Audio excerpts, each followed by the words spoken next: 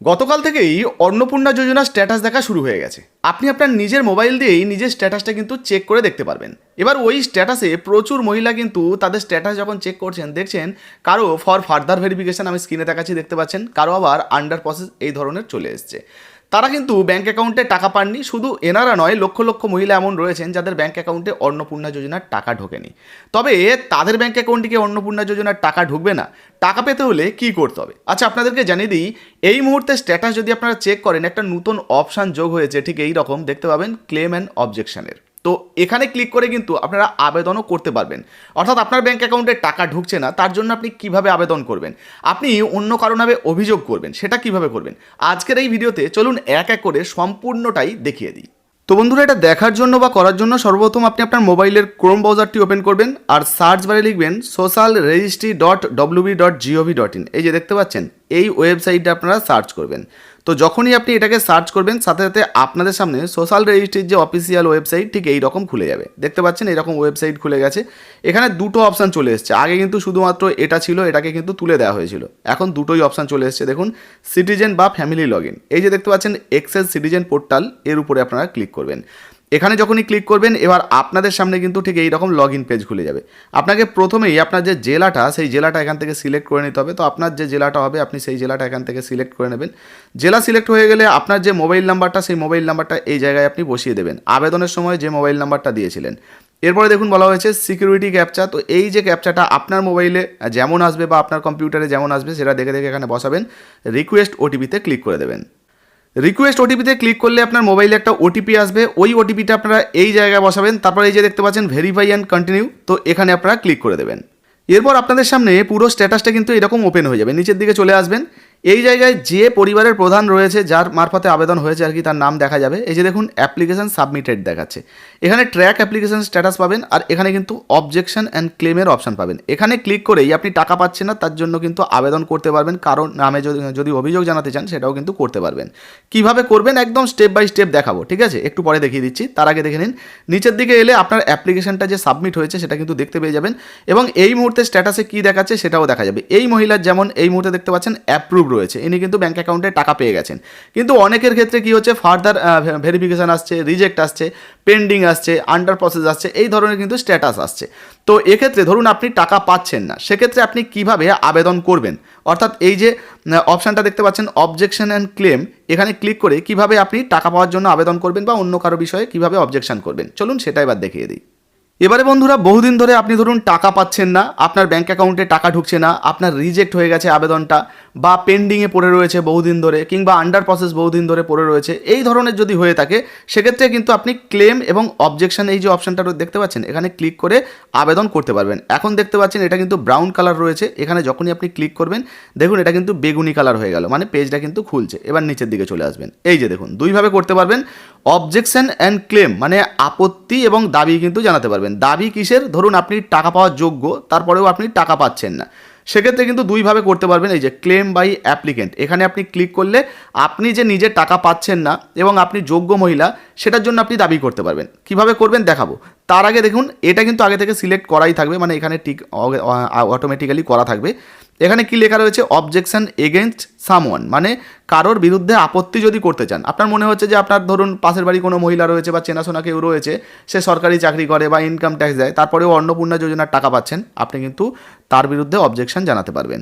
আচ্ছা, যদি আপনি কারোর বিরুদ্ধে অবজেকশন করেন সেক্ষেত্রে কিন্তু এই যে দেখতে পাচ্ছেন চেক অবজেকশন স্ট্যাটাস, এখানে ক্লিক করে আপনি স্ট্যাটাসও দেখতে পাবেন। এই যে আমরা ক্লিক করলাম, যেহেতু আমরা কারোর বিরুদ্ধে অবজেকশন করিনি বা নিজেরটাও দাবি জানাইনি, সেই জন্য এখানে ব্ল্যাঙ্ক দেখাচ্ছে, তো ক্লোজ করে বেরিয়ে গেলাম। আপনার ক্ষেত্রে যদি আপনি আবেদন করেন ওখানে কিন্তু দেখতে পাবেন তার স্ট্যাটাসটা, বোঝা গেল? এইবারে আপনি যদি এই জায়গায় ক্লিক করেন, আবারও বলছি, আপনার নিজের যে আবেদনটা সেটা কিন্তু করতে পারবেন। আপনি টাকা পাচ্ছেন না সেটা করতে পারবেন। এবারে এটা আগে থেকে সিলেক্ট করা রয়েছে, সেই অনুযায়ী এখানে কিন্তু তথ্য আপনাকে দিতে হবে। তো এটা কিভাবে করবেন আপনাদেরকে দেখাবো। তার আগে কারো বিরুদ্ধে অবজেকশন কিভাবে করবেন সেটা একটু বুঝে নিন। নিচের দিকে চলে আসবেন, এই যে এই জায়গায় দেখুন পরিষ্কারভাবে লেখা রয়েছে অবজেক্টর ডিটেলস, মানে যে অবজেকশন করছেন, আমি ধরুন অবজেকশন করছি কারো বিরুদ্ধে, তো আমার ডিটেলস দিতে হবে, মানে আমি যে আপত্তি করছি, তো আপত্তিকারীর যে নাম সেই নামটা এখানে দিতে হবে। তো তার বাবার নামটাও কিন্তু এখানে দিতে হবে, যিনি আপত্তিকারী তার বাবার নামটাও এখানে দিতে হবে। এরপরে নিচের দিকে চলে আসবেন, এখানে কিন্তু দেখুন জেলা আগে থেকেই সিলেক্ট করা রয়েছে, আপনারও জেলা সিলেক্ট করা থাকবে। তারপরে এই যে এরিয়া টাইপে রুরাল সিলেক্ট করা রয়েছে, আপনার ক্ষেত্রে আপনি রুরাল সিলেক্ট করবেন বা আরবান সিলেক্ট করবেন, যেটা হবেন সেটা সিলেক্ট করবেন। ব্লকের জায়গা থেকে আপনার ব্লকটা সিলেক্ট করে নেবেন, গ্রাম পঞ্চায়েত এখান থেকে গ্রাম পঞ্চায়েতটা সিলেক্ট করে নিতে হবে। এরপর নিচের দিকে চলে আসুন, দেখুন অবজেকশন ডিটেলস মানে আপত্তির বিবরণ, যার বিষয়ে আপনি আপত্তি করছেন আর কি, ধরুন কোনো মহিলা তিনি টাকা পাওয়ার যোগ্য নয়, পাচ্ছে, তার বিষয়ে আপনি আপত্তি করছেন, তার ডিটেলস দিতে হবে। কি বলা হয়েছে, আবেদন নম্বর যার বিরুদ্ধে আপত্তি উত্থাপন করা হচ্ছে।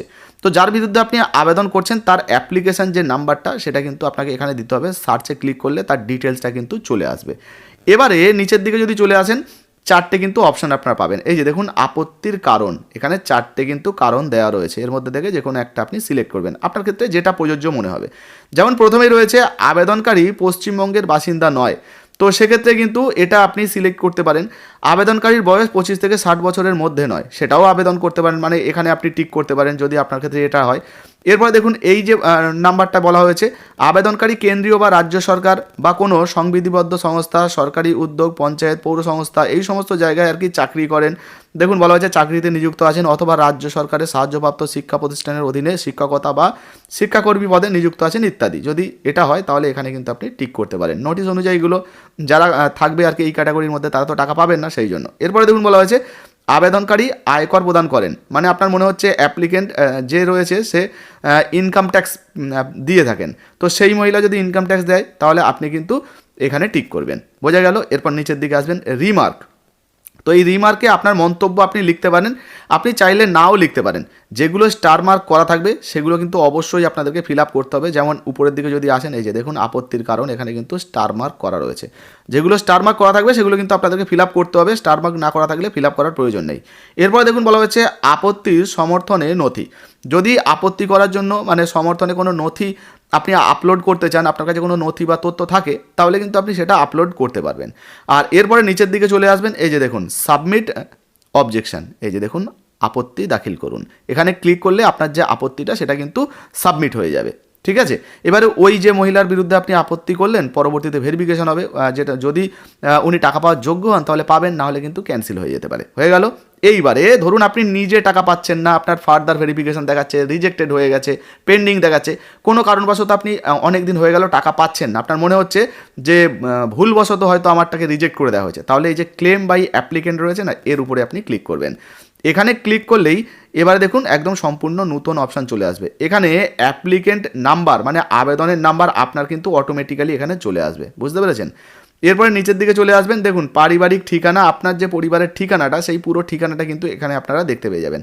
তো আমি সিকিউরিটি রিজনের জন্য কিন্তু একটু হাইড করে দিয়েছি। এবারে দেখুন পরিবারের সদস্যবৃন্দ, মানে আপনাদের পরিবারে কজন সদস্য রয়েছে সেই সদস্যদের নামের লিস্ট কিন্তু এখান থেকে আপনারা দেখতে পেয়ে যাবেন। আর এই সদস্যদের মধ্যে কে বর্তমানে অন্নপূর্ণা যোজনায় আবেদন করেছে তার নামের পাশাপাশি এই জায়গায় কিন্তু গ্রিন টিক করা থাকবে। বোঝা গেল। এবার ধরুন মনে হচ্ছে যে এই যে সদস্যটা রয়েছে এই সদস্যটা টাকা পাচ্ছে না, এনার ক্ষেত্রে টাকা পাচ্ছেন, অ্যাপ্রুভ রয়েছে, কিন্তু আপনার ক্ষেত্রে ধরুন টাকা পাচ্ছেন না, সেক্ষেত্রে যে পাচ্ছে না আর কি, যে সদস্য পাচ্ছে না তার পাশে এরকম গোল টিক থাকবে না, সেখানে আপনি টিক করে দেবেন। এবার ধরুন এটা আমি টিক করলাম। এরপর নিচের দিকে চলে আসবেন।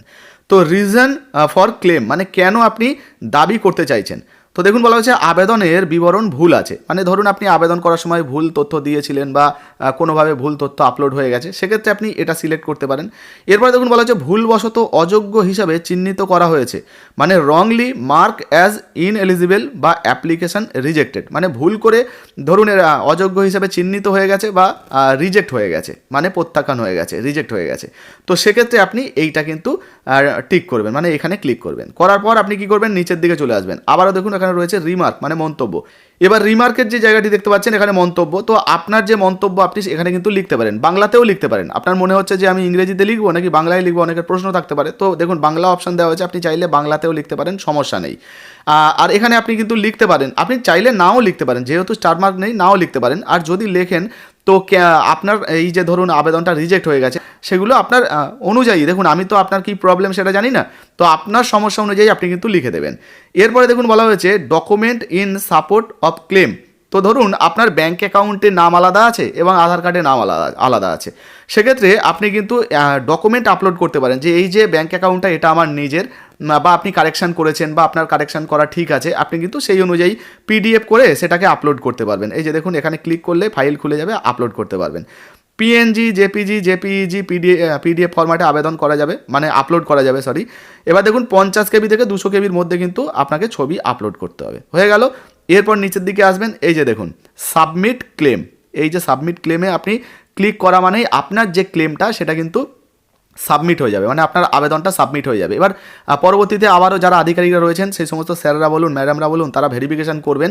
করার পর তারা যদি মনে করে যে হ্যাঁ আপনি যে আবেদনটা করেছেন সেটা সঠিক, আপনি টাকা পাওয়ার যোগ্য, সেক্ষেত্রে কিন্তু হ্যাঁ আপনাকে অ্যাপ্রুভ করে দেওয়া হবে এবং আপনার ব্যাঙ্ক অ্যাকাউন্টে টাকা ঢুকবে। আচ্ছা, এই যে জায়গাটি দেখতে পাচ্ছেন ডকুমেন্ট আপলোড করার, এটাও কিন্তু স্টার মার্ক নেই, মানে আপনাকে যে আপলোড করতে হবে এমন কোনো কথা নয়, তবে করলে ভালো, যে আপনার কাছে প্রমাণ আছে তো আপনি করলে সেটা ভালো, যদি না করেনও কিন্তু সমস্যা নেই। এইভাবে কিন্তু আপনিও আপনার যে আবেদনটা করতে পারবেন। তো আপনি যদি টাকা না পেয়ে থাকেন তাহলে কিভাবে আবেদন করতে হবে, কিভাবে অবজেকশন অ্যান্ড ক্লেম করতে হবে সেটা আপনাদেরকে দেখিয়ে দিলাম। তারপরেও বলছি, যদি ধরুন আপনার আন্ডার প্রসেস রয়েছে, সেক্ষেত্রে আপনাকে বুঝে নিতে হবে আপনার ভেরিফিকেশান মোটামুটি কমপ্লিটের পথে এবং আন্ডার প্রসেসিং রয়েছে, 2-1 দিন পরে হয়তো সেটা অ্যাপ্রুভ হয়ে যেতে পারে। আর আগেই আপনাদেরকে জানিয়েছিলাম যারা 11 তারিখ থেকে শুরু করে 31শে জুলাই পর্যন্ত আবেদন করেছেন তারা কয়েকদিন অপেক্ষা করুন, আপনাদের হয়তো এখনও পর্যন্ত ভেরিফিকেশান হয়ে ওঠেনি, সেই জন্য হয়তো আপনাদের স্ট্যাটাসে এরকম আন্ডার প্রসেস আসছে, এরকমটা কিন্তু হতে পারে। ভিডিও ভালো লাগলে লাইক দিয়ে শেয়ার করে দেবেন। ফেসবুক থেকে দেখছেন এখন পর্যন্ত ফলো করেননি, অবশ্যই ফলো করে পাশে থাকবেন, আর ইউটিউব থেকে দেখলে সাবস্ক্রাইব করতে ভুলবেন না। হ্যাঁ, লাইক দিয়ে শেয়ার করে দেবেন। ধন্যবাদ।